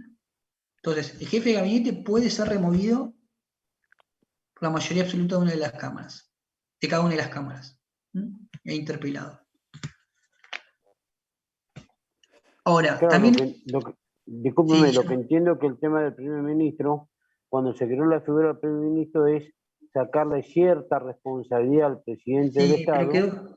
Sí, ha quedado en el camino, la verdad, porque la figura del primer ministro es muy propia del sistema parlamentario, ¿sí? Exactamente, sí, de Acá, Inglaterra. en la medida de que, si bien está a cargo de la administración, si uno lee el jefe responsable de la administración, sigue siendo el Poder Ejecutivo, y además el Poder Ejecutivo ese que lo designa y quien lo saca, digamos, y sin ningún tipo de cortapisa el jefe de gabinete. Entonces, es más bien una figura importante, por supuesto, de articulación interna, de sustitución en la gestión de la administración, que no es un moco de pavo, para decirlo científicamente, y especialmente, o debiera serlo así, de coordinación entre el Poder Ejecutivo y el Poder Legislativo. ¿Sí? Y también tiene que refrendar la firma, digamos, o sea, tiene poder jefe, pero no con los alcances, digamos, que tiene un primer ministro en un sistema parlamentario, ¿sí? Que lo pone o no lo pone el Parlamento, etcétera, ¿sí? Lo que firmen los ministros, ya dijimos lo del acuerdo, ellos por sí solos lo único que pueden firmar sin la firma del presidente, o sea, quien firme y quien decide, o sea, es el presidente, ¿está bien? Ellos únicamente por sí solos, como dice el artículo 103, ¿sí? Pueden tomar resoluciones en lo concerniente al régimen económico y administrativo de sus respectivos departamentos, ¿sí? O sea, pero las decisiones que corresponden a su materia van a ser suscriptas y firmadas por el presidente. Miren, el artículo 103 dice, los ministros no pueden por sí solos en ningún caso tomar resoluciones, a excepción de lo concerniente al régimen económico y administrativo de sus respectivos departamentos. Artículo 103. Bueno, muy bien.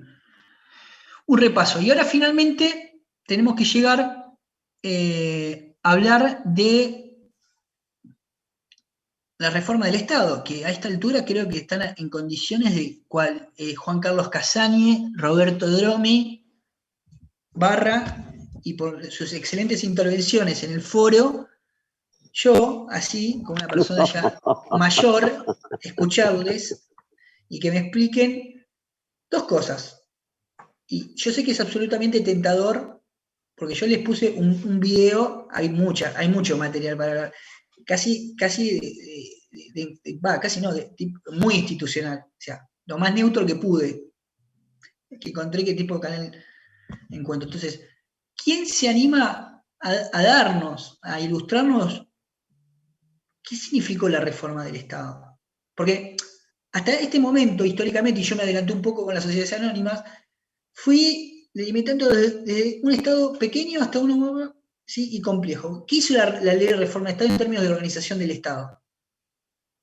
Y después vamos específicamente viendo, conforme a lo que establece la ley, el modo en que lo hizo y la mecánica de llevarlo a cabo. Pero un breve raconto histórico que tenga algo de glamour guitarrístico, pero que sea fundamentalmente conciso para que todos y todas, digamos, lo disfrutemos.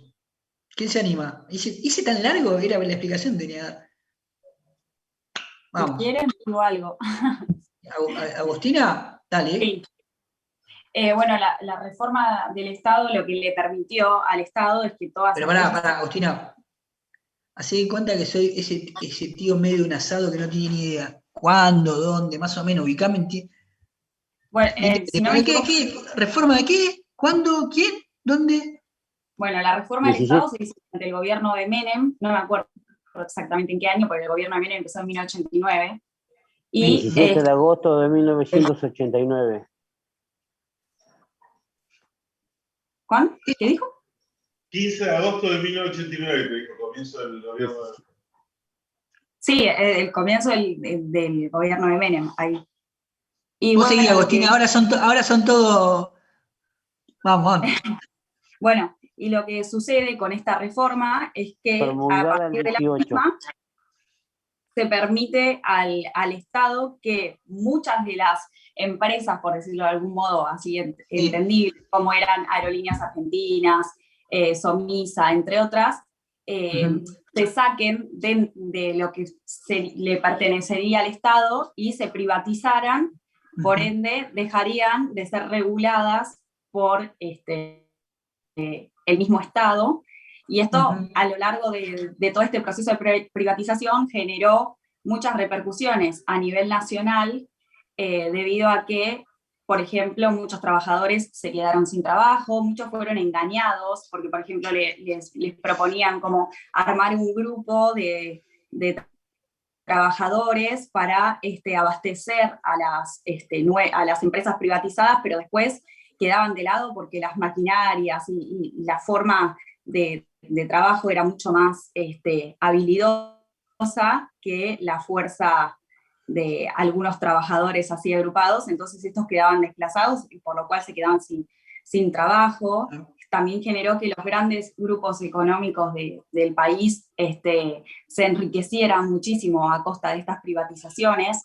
Por ende, lo que generó es que, lejos de hacer que al Estado se beneficiara con estas cuestiones de privatización, se perjudicara, y quizás también, bueno, no importa porque ya no me acuerdo bien cómo Dale. era, voy a decir que no es. Por tu valentía te admitimos a cualquier improvisación.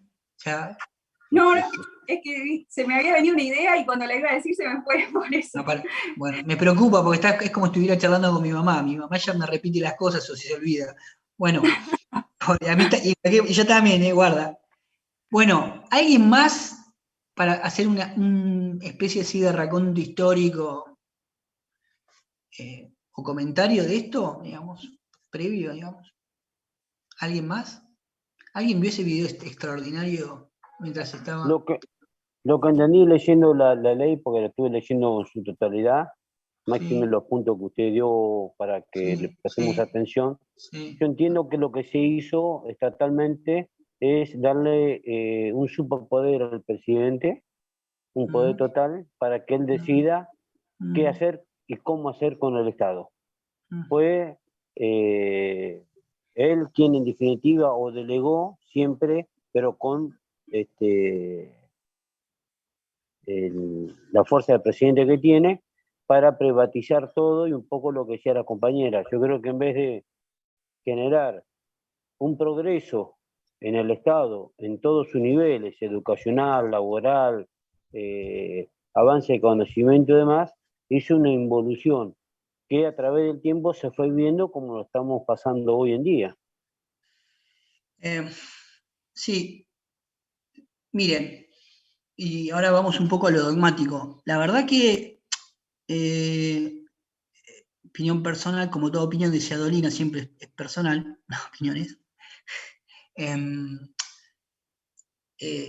La verdad que en ese contexto mundial, en ese contexto regional y de la propia experiencia de gestión estatal, ciertamente teníamos no solamente por tamaño, sino por el tipo de control y el contenido estatal, ciertas interferencias en cuanto a la efectividad, en cuanto a las prestaciones de servicio y demás, que era de alguna manera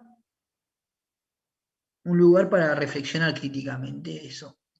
La verdad es que posiblemente la reconfiguración o privatización del Estado en sentido amplio no es un proceso que haya sido malo conceptualmente, pero sí lo que uno puede pensar es que, como muchos autores también lo dicen, es en señalar que el modo en que se llevó a cabo, cómo se llevó y cuándo, y cuál fue el universo de sujetos estatales de la actividad industrial y comercial que se fueron intervenidos. ¿Qué quiero decir? Lo que hicimos fue un trasplante, un cambio paradigmático abrupto, ¿sí? Desde un Estado configurado de una determinada y la privatización, o sea, la ley de reforma del Estado estableció un cambio radical del mismo, en sus paradigmas y en su configuración, ¿sí? Dispuso de un gran activo, ¿sí? También dispuso de ventas muy mal hechas, ¿sí?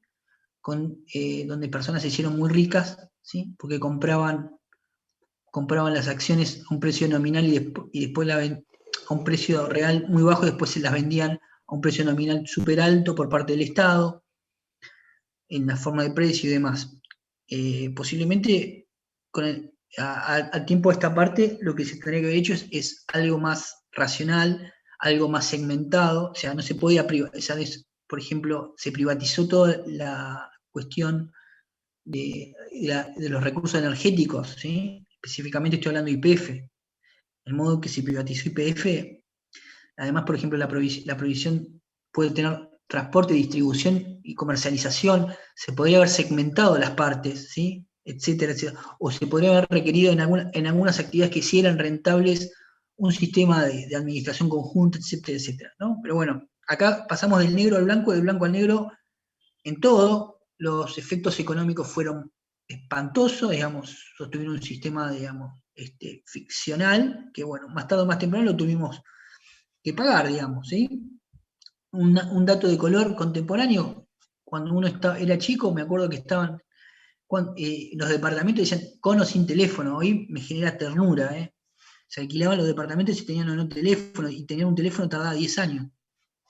No quiero decir acá que sea un joven contemporáneo, pero para no delatarlo, que no estoy tan equivocado con eso, ¿no? Y había toda una retórica de demonización de lo público, de lo estatal, exasperante. Ya era exasperante, yo tenía 13 años, 14 años, a mí me hace ruido, o sea, lo veo ahora y algunos periodistas en particular, no puedo creer con el nivel deliberado, digamos, de operación para llevar a cabo eso, porque era increíble, digamos. Y la sociedad misma estaba, digamos, ¿sí? Porque... Juan, pero yo creo que eso actualmente sigue sucediendo. Bueno, acá lo que hacemos en la Argentina, esto ya es una opinión personal, es, ¿sí? Tomar decisiones colectivas, ¿sí? Y hacer análisis sacrificiales, tipo, para construir chivos expiatorios. La culpa es de tal, la culpa es del otro. La culpa es de... nosotros no... En términos psicoanalíticos, nunca estamos presentes en el mal. Estamos por fuera, nunca somos responsables. Ahora, también eso, no, los argentinos son todos truchos, no es todo lo mismo. Pero no estamos presentes, ¿sí? Cuando ahora falleció el expresidente. O sea, no, yo observaba un montón de críticas, yo digo, yo estaba ahí. Son esas cosas que uno, de ser más viejito, había un apoyo popular tremendo. ¿No es más fácil decir nos equivocamos? ¿Sí? ¿Lo hicimos mal? A ver, no en vano ganó 2 presidencias. Por eso, en la primera No, pero- te comiste la curva con la revolución productiva, pero ya en el 95, Sí. la Frayari, todo Lo que eso pasa ya también- estaba.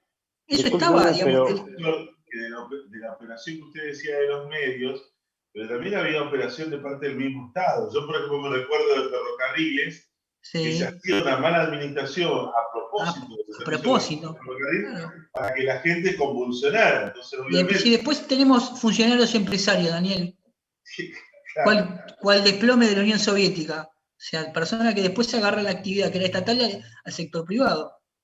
Está lleno de esos. digo, a ver, los ferrocarriles en todas partes del mundo son una empresa que da una cierta ganancia, acá en la Argentina es la única donde tiene ¿Y pérdida. el petróleo?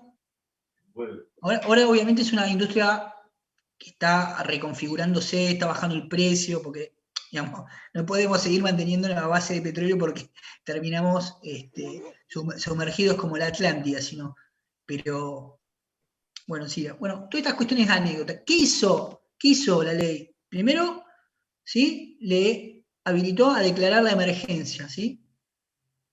Si nosotros vemos, vamos a ser un poco dogmáticos, aburridos, después estas consideraciones sociológicas, ¿sí? En el artículo 1, ¿sí? Se declaró el estado de emergencia que son tan recurrentes en la Argentina. por el plazo de 1 año. Pero, Sí, extendido, pero, sí, son 6. pero rolable por 1 año más. De la prestación de servicios públicos, la ejecución de los contratos, no solamente los servicios, ejecución de contratos y la situación económica financiera, ¿sí? ¿Qué le autoriza el artículo 2? El Poder Ejecutivo puede intervenir todos los entes, empresas y sociedades, cualquiera sea su tipo jurídico. Liquidarlas, venderlas, disponer de las empresas como el Estado quisiera ¿Sí? o No solamente intervenirlas a cualquiera, mire el artículo 6, faculte hacer el Poder Ejecutivo para transformar la tipicidad jurídica de todos los entes, empresas y sociedades, de todas las formas jurídicas previstas. O sea, ¿sí? intervenirla. Y en primer lugar, puedes reconfigurar jurídicamente su tipología como quieras. ¿Sí? Ahora, ¿en qué consiste la privatización concretamente? ¿Sí? Y eso está en el capítulo 2. Dice, para proceder a la privatización total o parcial,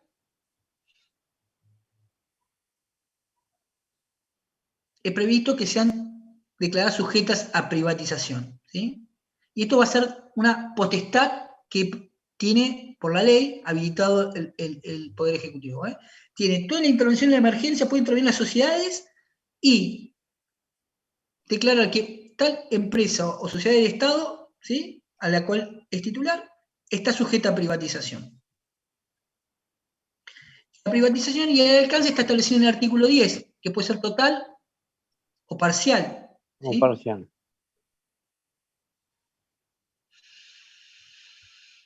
Y también como las puede liquidar, como muy bien dijo Guillermo. ¿Sí? Y acá dice procedimientos, artículo 15, ¿sí? Las cosas que puede hacer: transferir la titularidad de ejercicio de derechos societarios, constituir sociedades, reformar los estatutos, etcétera, etcétera. ¿Y cuáles son las modalidades? Y prestan atención al artículo 17, ¿sí? Dice la venta de los activos de las empresas, o sea, como pasó en Somisa, onda, te vendo la maquinaria, te vendo el terreno, te vendo, ¿sí?, los activos. La venta de acciones, ¿sí? Se puede conceder, establecer una licencia, un permiso, ¿sí? El procedimiento de selección puede ser, como dice el 18, por licitación pública, concurso público, remate público, venta de acciones y subastas, ¿sí? Los que son más veteranos se acordarán cuando estaban el presidente y cortaban los sobres y había una licitación internacional, ¿sí?, para los privados y demás. En el anexo 1, les permito que lean una cuestión histórica, van a entender todas las empresas y sociedades de Estado que eran sujetas a privatización. ¿Sí?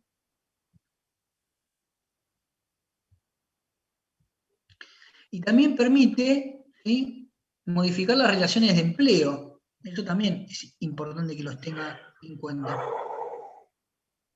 ¿Sí?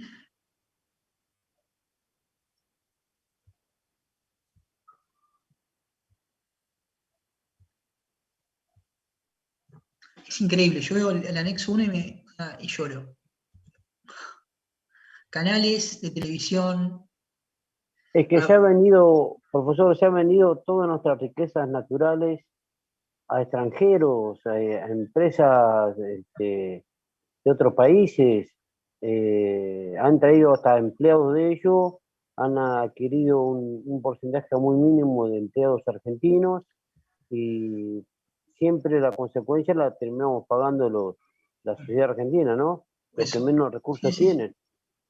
Por eso, igualmente les pido, cuando lo repasen esto, vean en mis preguntas en el foro para establecer los alcances, ¿sí?, el procedimiento del sujeto de privatización, cuáles fueron los alcances, los procedimientos, las modalidades, o sea, 1, 5, 6, ¿sí?, artículos 17, 18, ¿sí? Hagamos esa, no toda la ley, léanla toda, por supuesto, pero hagan hincapié en esos artículos que yo señalé, ¿sí? Bueno, nos queda un ratito más que va a ser una introducción para la próxima clase. Vamos a ver en el capítulo, en la unidad 7, estoy hecho un profesor Netflix. Bueno, capítulo, en la unidad 7, ¿sí?, vamos a entrar a otro universo. Ya vimos, ¿sí?, el contenido de las relaciones jurídicas que regula la relación entre la administración o el Estado y los habitantes o las habitantes. Vimos cómo los habitantes son titulares de derechos, ¿sí?, que son, digamos, la mediación básica con la relación de potestad o régimen exorbitante que tiene el Estado para llevar a cabo el cumplimiento del interés colectivo, ¿sí? Estoy haciendo un resumen súper. Vimos que para llevar a cabo esa relación y esa actividad en andas de actividad pública, una de las partes, precisamente, además de tener los derechos, en el caso del Estado, tiene que constituirse como sujeto y que ese sujeto encuentra una organización, encuentra una forma o técnicas de distribución de sus competencias, que ese sujeto también está determinado por diferentes entes. Vemos cómo esa organización también interviene en la sociedad, en la actividad industrial o comercial, cómo fue reconfigurado a través de las sucesivas crisis en cuanto a su tamaño. Vimos los cometidos estatales. Lo que ahora nosotros vamos a abordar en esta última parte, antes del examen, es analizar, digamos, cómo específicamente se manifiesta el Estado. Pero no solamente manifiesta, cómo, sí, en el ejercicio de la función administrativa, que es lo que están viendo con Carlos, ¿sí?, la actividad propiamente de la función administrativa, encuentra y se desarrolla en el mundo jurídico. Esa manifestación del ejercicio de la función administrativa tiene diferentes manifestaciones, ¿sí? Y ahí vamos a analizar los actos administrativos, vamos a analizar los hechos administrativos, vamos a analizar qué pasa cuando existe cierta inactividad del Estado, ¿sí? Y ahí analizaremos el silencio, el amparo por mora. Analizaremos también los comportamientos materiales ilícitos del Estado, ¿sí? Y ahí analizaremos las vías de hecho. Y después, por supuesto, nos centralizaremos con la expresión fundamental de la actividad estatal que articuló, ¿sí?, en la dogmática y el análisis del derecho administrativo como elemento central de la función administrativa, que es el acto administrativo, ¿sí? Vamos a hacer hincapié en su configuración, su definición, sus alcances, sus elementos, ¿sí?, y el régimen, digamos, de nulidades sobre el mismo. No es la única actividad del Estado, sino específicamente la actividad central, por lo cual esa actividad o manifestación estatal, digamos, se pone de manifiesto. ¿Sí? Esto es muy importante que lo empezamos a ver. Vamos, para que les quede claro, digamos, cómo pasamos de decir quiénes somos, poéticamente lo voy a decir, para decir, estuvimos estudiando quiénes somos, ahora vamos a ver qué hacemos y cómo lo hacemos o lo que dejamos de hacer, ¿sí? ¿Sí? Como si fuera una cita, ¿quién sos vos? Soy yo, ¿sí? Una aplicación de citas. Soy Juan, soy la organización del Estado, la unidad de jerarquía. Bueno, ¿qué hacemos? ¿Qué dejas de hacer? ¿Qué es lo que podemos hacer? ¿Sí? Porque entre nosotros hay una relación jurídica que crea, extingue o modifica derechos. ¿Sí? Entonces, vamos a analizar, ¿sí?, a través de institutos de actividad del Estado sobre la cual media la relación del ejercicio de la función administrativa, la cual tiene que articular necesariamente de manera consustancial con los derechos y garantías de los ciudadanos y las ciudadanas. Por eso, en primer lugar, ¿sí?, quiero que nos visualicemos actos y hechos. Actos, hechos. ¿Sí? Y por una primera aproximación, les voy a preguntar, que son granjeados y granjeadas civilistas. ¿Qué es un acto jurídico?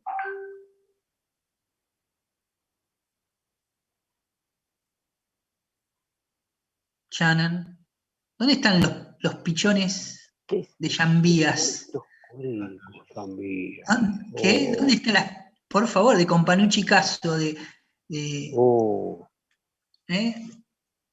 ¿con quién más? Los discípulos del doctor Arca, ¿dónde está? Ares. Ya dice Moria, lloro, díganme algo. ¿Qué es una? Bueno, hola. Hola, ¿quién habla? Federico.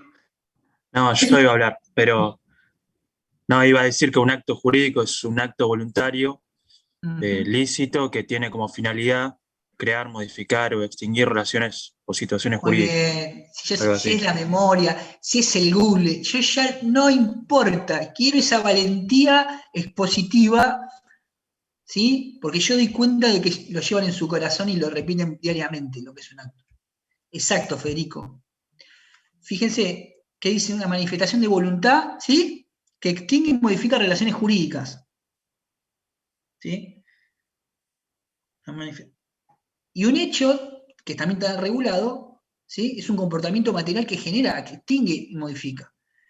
En cualquier caso, también podemos deslindar que existen actos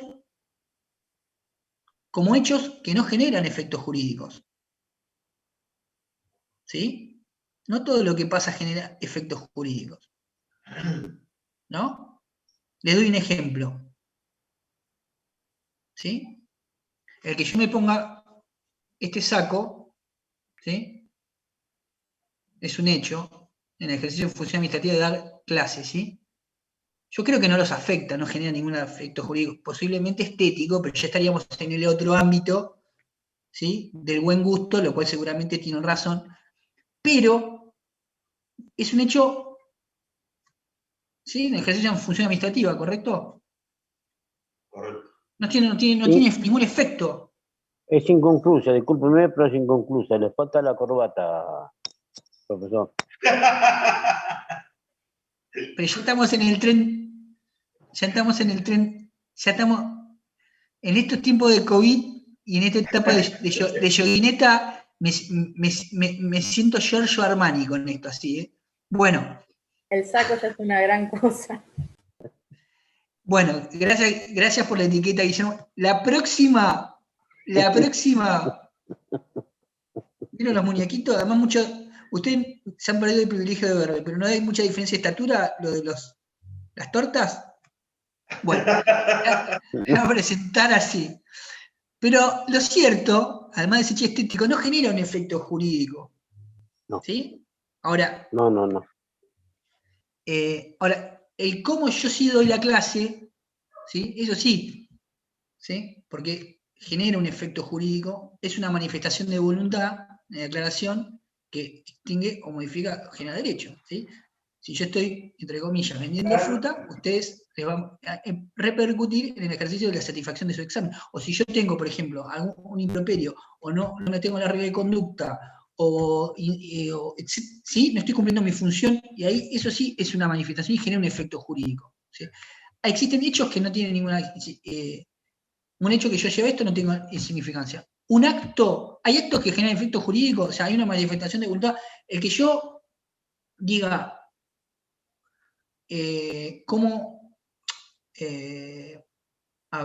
manifieste mi voluntad respecto a cómo expongo un tema u otro, es un acto, una manifestación de voluntad, pero que no influye precisamente como tal en la actividad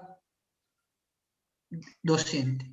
Lo que quiero decir, que en toda la actividad, ¿sí?, estatal va a estar atravesada por hechos y por actos, ¿sí? El hecho siempre es un proceso intelectivo, es una declaración.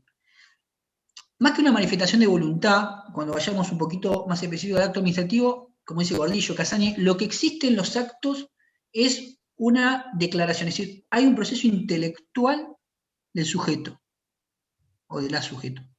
¿Sí? ¿Eso en el hecho o en el acto, profe? En el acto. En acto. Siempre hay un indeleble.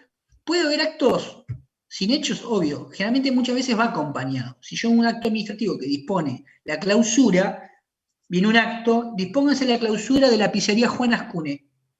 Hay un proceso, hay una manifestación de voluntad, ¿sí? Y hay un hecho que se va a materializar y va a ir, digamos, unido al acto, ¿sí? Como hecho material. Me voy adelantando. Lo que quiero decir es que básicamente siempre un acto es un proceso intelectivo, una declaración, ¿sí?, donde está establecida, porque no solamente una manifestación, después vamos a ver, es una constatación o una certificación. A veces no es una voluntad. A veces certificar, por ejemplo, si yo digo un certificado de nacimiento es un acto administrativo, voy a ver que tal persona murió o vivió, un certificado de navegación nació en tal fecha, yo estoy dando cuenta, no estoy manifestando una voluntad que altera el acto, sino estoy dando... O también una certificación o una declaración, si en el registro se establece alguna operación inmobiliaria, ¿sí? O estoy calificando en una frente que están dadas las condiciones para dar el registro automotor, etc. Ahí no hay una voluntad, sino una registración o una certificación. Lo cierto, más allá, o una voluntad también puede haber, no es excluyente, lo digo que es más complejo. Lo fundamental de los actos es que existe un proceso intelectivo, una declaración ahí, ¿sí?, que muchas veces va bien acompañada de hechos, como no. A veces yo puedo emitir el acto y quedó ahí escrito, ¿sí?, sin materializarse. Pero existe el acto, ¿se entiende? Y hay hechos jurídicos que son relevantes. Es decir, un hecho, tanto en el derecho en general, civil, y especialmente en el derecho administrativo, ¿sí?, importan un comportamiento material, ¿sí?, ¿sí?, que no está determinado por la voluntad o no, sino su propia realización genera un efecto jurídico, ¿sí? Hay actos que van acompañados y ejecutados a través de hechos, por supuesto, ¿sí? Pero también existe, básicamente, para deslindarlo, para entenderlo, hechos que generan efectos por sí solos. Por ejemplo, Mira, vamos a sancionarlo a Daniel, estamos haciendo el sumario, ¿sí? Trabaja ahí en la dirección, perfecto. Se perdió el expediente administrativo. Es un hecho, ¿sí? Que genera consecuencias jurídicas, ¿sí? Genera el retraso y la sustanciación del sumario. ¿Sí? ¿Sí? El transcurso del tiempo. Mirá, tenemos que hacer una presentación. A ver. Tenemos que hacer la delimitación de tal obra pública. La tenemos que hacer en un plazo de 5 días. ¿Sí? La hacemos en el 6º. No es válida. Es un hecho. El transcurso del tiempo, ¿sí? Genera efectos jurídicos. ¿Dónde está la declaración de voluntad intelectiva? ¿Sucedió? Se perdió el expediente, ¿sí? El que la persona lleve caminando un expediente al otro, imaginemos, ¿es un hecho? Sí. Juancito Ascune, hoy voy de una oficina a otra con el expediente. ¿Es un hecho? ¿Tiene efecto jurídico? No. Me viene Guillermo de la otra oficina y me dice, Juan, ¿qué? Te falta la corbata. ¿Tiene algún efecto jurídico eso? Ninguno. No, Guille, la próxima, viste que soy un desastre, soy medio daltónico para vestirme. Bueno, listo, ya sé. Ya está. ¿Sí? Digamos, todo esto genera actos y hechos. Pero también después vamos a analizar, y con esto ya termino, que la administración también manifiesta su voluntad frente a qué, haciendo qué, nada. Exactamente. ¿Sí? Eso es muy importante. La mejor manera de generar un efecto dañino, como todas las relaciones humanas, es no haciendo nada. Nada. Cuando uno tiene, por la competencia, la obligación de llevarlo a cabo. ¿Sí? Porque habíamos dicho que era la competencia improrrogable y obligatoria. Lo tenés que hacer y no lo haces. Y además estás atravesado por obligación legal de plazos. ¿Sí? Bueno, les hice un poco graciosamente esta introducción para que lo vayan viendo, ¿sí? Y lo vamos a profundizar, porque no estamos muy atrasados, pero por ahí tengo que meter mucha pila a este tema, porque ahora viene la parte gruesa, que es analizar todo, silencio, vías de hecho, ¿sí? Las definiciones de acto administrativo, que se me van a odiar porque hay una por cada autor, ¿sí? Y cada definición hay que desgranarla y decir una cosa no significa la otra, y si vos decís esto, implica tal cosa, es complejo, ¿sí? Vamos a analizar después las bolillas, los elementos del acto, y vamos a estudiar el régimen de nulidades. ¿Qué hacemos frente a los actos que son no acordes con el ordenamiento jurídico? ¿Sí? Bueno, nos vamos despidiendo, ¿sí? Bueno, les agradezco. Posiblemente, no de acá al otro, sino que yo piense de acá al otro alguna cuestión en el foro para participar, ¿sí? Me parece que es interesante, que yo los leo, la leo, también veo quién participa y quién no. O sea, forma parte de un conjunto de análisis y de ir llevándola, ¿sí? Y como siempre repito, para terminar, yo sé que están estudiando, pero si por ahí alguno todavía tiene dudas de ir acumulando o estudiando, pudiendo, como un consejo que nunca voy a claudicar de llevarlo a cabo, sigan, empiecen. ¿Sí? Bueno, ¿alguna duda con esto? Por ahí... Si se quiera ir, se va, y seguimos con los que se queden presentes. No hay... Profesor, lo único. Sí. Perdón que estaba Daniel antes, me dijo algo, Guillermo. Perdón. Por ahí lo que pasa con el tema del foro, porque a mí me ha pasado en otra materia incluso, que muchos no saben seguir la discusión en el foro. Generalmente tienen tendencia a ir creando nuevos puntos. Quizás habría que explicar eso, cómo funciona eso. Bueno. Sí, yo ayer me llegó un mail como que alguien había contestado, no sé si a lo que yo había puesto, pero la verdad es que no entendí si era a mí No sé si fuiste vos. No, te va notificando las respuestas que se van dando. No, ¿sí? Seguramente fui yo que continué tu reflexión, agregué algo más. Está bien, porque no me había llegado de nadie, de único. Dale. Lo súper tengo en cuenta, Daniel.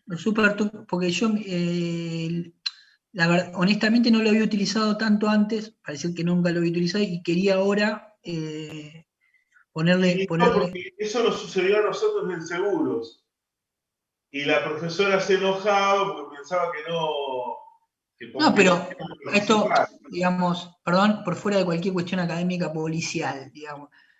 Yo lo que quería era como la lectura, que se pusiera este foro en particular, y una opinión. O sea, porque el foro, en un sentido muy piola, es además generar discusión entre todos, entre todas, ¿sí? Este primero fue más bien una foto. ¿Tú qué opinabas, Pilar? ¿Sí? ¿Para qué? Para llegar a esta clase con una lectura, puedes intervenir, me genera mucho placer, mejora tu concepto, pero vos también como alumno tenés otro background, digamos, ¿sí? Ahora, lo que sí puedo hacer, y voy a tener en cuenta tus cosas, es hacer un debate, un foro, no lo maten a Daniel porque lo tenía pensado, pero la forma de un debate sobre una temática, donde todos podemos intervenir con nuestras opiniones también. Además tenés más tiempo, porque en la clase uno se va, se pierde, ¿sí? Es otra forma de reflexionar. Tampoco una cosa agotadora, porque ya tiene mucho con lo que tienen que cursar y estudiar, ¿eh? Son pequeñas cosas que van, digamos, facilitando. Esa es mi idea, nada más, ¿sí? Bueno, gente, Guillermo iba a decir algo y los dejo y no las molesto más. No. No, está bien, ahí con el tema del trabajo del foro, ahí lo estuve mandando, creo que va a tener bastante para leerlo,